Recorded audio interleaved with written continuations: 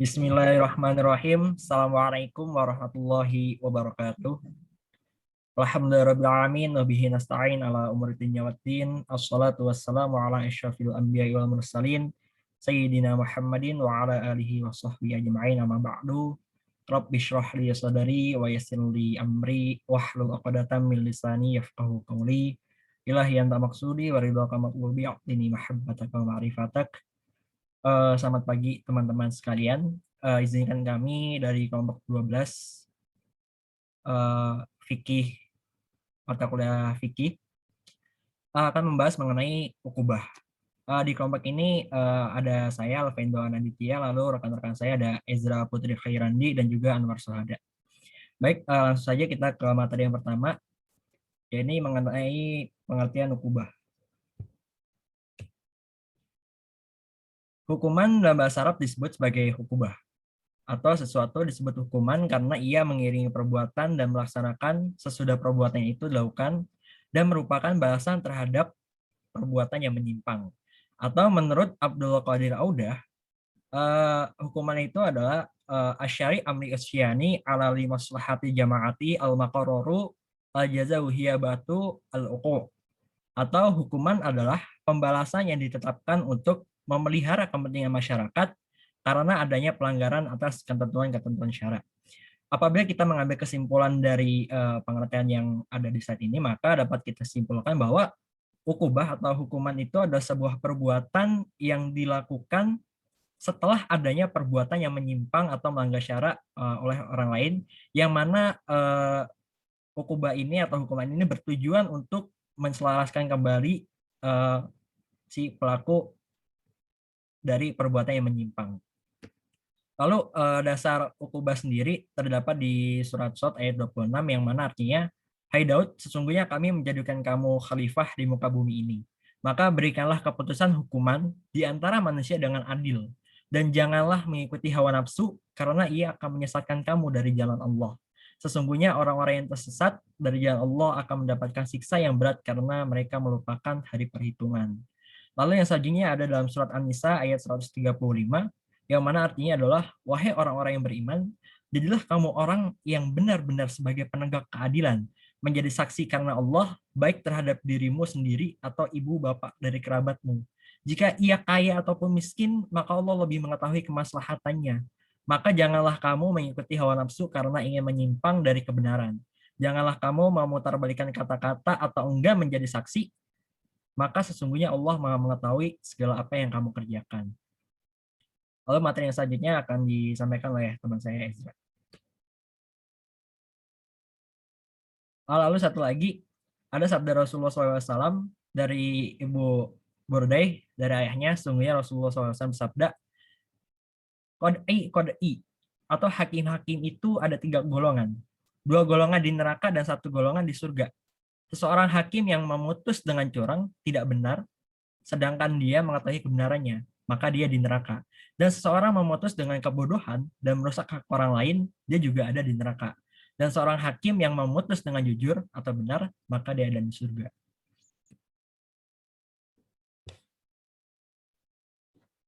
Lalu selanjutnya akan dijelaskan oleh Indra. Silahkan.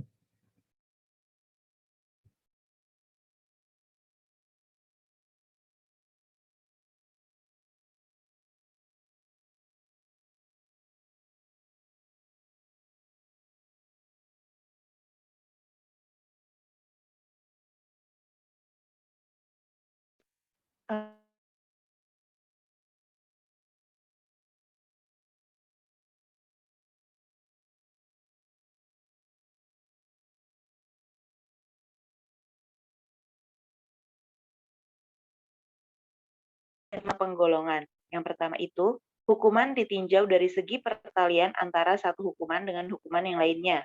Hukuman dapat dibagi kepada 4 bagian, yaitu sebagai berikut. Yang pertama itu ada hukuman pokok atau ukubah asliyah, yaitu hukuman yang ditetapkan untuk jarimah yang bersangkutan sebagai hukuman asli, seperti hukuman kisah untuk jarimah pembunuhan, hukuman dera 100 kali untuk jarimah zina, atau hukuman potong tangan untuk jarimah pencurian. Lalu yang kedua itu ada hukuman pengganti atau ukubah badaliyah, yaitu hukuman yang menggantikan hukuman pokok apabila hukuman pokok tidak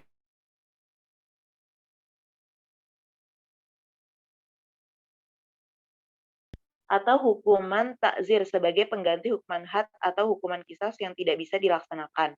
Lalu yang berikutnya itu ada hukuman tambahan atau ukubah tabaiyah, yaitu hukuman yang mengikuti hukuman pokok tanpa memerlukan keputusan secara tersendiri, seperti larangan menerima warisan bagi orang yang membunuh yang akan diwarisinya sebagai tambahan untuk hukuman kisos atau diat, atau hukuman pencabutan hak menjadi saksi bagi orang yang melakukan jarimah kodos, atau menuduh orang lain berbuat zina di samping hukuman pokoknya yaitu jilid atau dera 80 kali. Lalu yang keempat itu ada hukuman pelengkap atau ukubah takmiliyah, yaitu hukuman yang mengikuti hukuman pokok dengan syarat harus ada keputusan tersendiri dari hakim. Dari syarat inilah yang membedakannya dengan hukuman tambahan.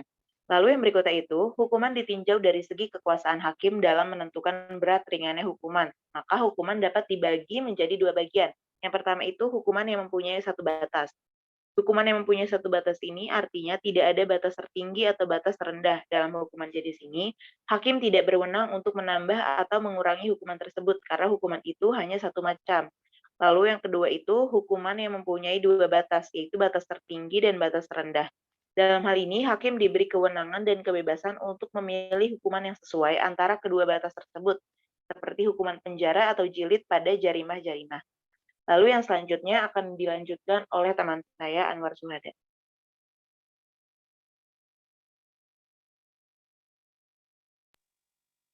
Baik, terima kasih Saudara Ezra. Selanjutnya, hukuman ditinjau dari segi keharusan untuk memutuskan dengan hukuman tersebut. Hukuman ini dapat dibagi menjadi dua bagian. Yang pertama ada ukubah muqaddarah dan ada ukubah ghairu muqaddarah. Ukubah muqaddarah yaitu hukuman-hukuman yang jenis dan kadarnya telah ditentukan oleh syara dan hakim berkewajiban untuk memutuskannya tanpa mengurangi, menambah, atau menggantinya dengan hukuman yang lain. Hukuman ini disebut hukuman keharusan. Dengan dinamakan demikian karena ulil amri tidak berhak untuk menggugurkannya atau memaafkannya. Sedangkan penjelasan dari ukubah ghairu muqaddarah yaitu hukuman yang diserahkan kepada hakim untuk memilih jenisnya dari sekumpulan hukuman-hukuman yang ditetapkan oleh syara dan menentukan jumlahnya untuk kemudian disesuaikan dengan pelaku dan perbuatannya. Hukuman ini juga disebut hukuman pilihan karena hakim dibolehkan untuk memilih hukuman-hukuman tersebut. Lalu hukuman ditinjau dari segi tempat dilakukannya hukuman. Maka hukuman dapat dibagi menjadi tiga. Yang pertama ada hukuman badaniyah, yaitu hukuman yang dikenakan atas badan manusia seperti hukuman mati, jilid atau dera, dan penjara. Kemudian ada hukuman jiwa atau ukubah nafsiyah, yaitu hukuman yang dikenakan kepada jiwa manusia bukan badannya seperti ancaman, peringatan, atau teguran. Dan yang terakhir ada hukuman harta, ukubah maliyah, yaitu hukuman yang dikenakan terhadap seseorang seperti diat, denda, dan perampasan harta. Lalu ada hukuman ditinjau dari segi macamnya jarimah yang diancamkan hukuman. Di sini ada 4. Yang pertama hudud, kisos dan diat, kifarat, dan takzir. Hudud merupakan sanksi hukum atau aturan-aturan atau hukum-hukum yang bersumber dari Allah. Hukuman hudud ini termasuk zina, mencuri, atau juga minuman keras dan dosa-dosa lainnya. Selanjutnya ada kisos dan diat. Ini merupakan hukuman yang balasannya setimpal atau balasan ganti rugi terhadap tubuh dan jiwa. Jadi jika seseorang membunuh, maka dia harus dibunuh juga menurut kisosnya. Selanjutnya ada hukum kifarat, yaitu hukuman yang berupa seperti memberi makan fakir miskin, atau memberi pakaian, atau memerdekakan budak. Dan yang terakhir ada hukuman takzir. Hukuman ini diberikan kepada orang-orang yang melakukan kejahatan. Ancaman ini tidak bisa disebutkan hukumannya karena belum secara pasti terdapat dalam Al-Quran maupun hadis. Selanjutnya, ada tujuan dari hukuman. Yang pertama adalah mencegah dilakukannya tindak pidana dengan menegakkan norma hukum demi pengayoman masyarakat. Yang kedua, mengadakan koreksi terhadap terpidana dan dengan demikian menjadikannya orang yang baik dan berguna serta mampu untuk hidup bermasyarakat.